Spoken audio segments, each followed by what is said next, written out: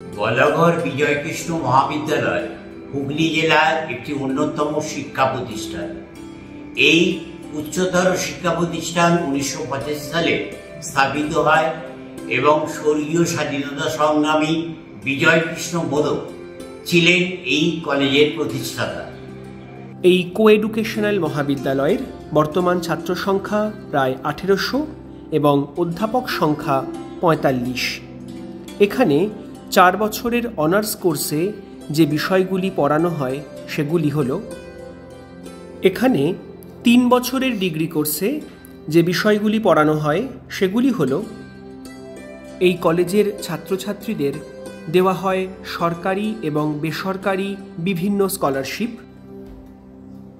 এই মহাবিদ্যালয় ন্যাকে C grade প্রাপ্ত। এই প্রতিষ্ঠানের বিশেষ কিছু সুবিধা হল, কলেজের খুব কাছেই রয়েছে রেলপথ এবং সড়ক পথ, নিকটস্থ রেলওয়ে স্টেশন জিরাট। সার্বিক ভবিষ্যৎ গড়ে তোলার লক্ষ্যে বলাগড় বিজয়কৃষ্ণ মহাবিদ্যালয় সকল ছাত্রছাত্রীকে জানাচ্ছে উদার আহ্বান।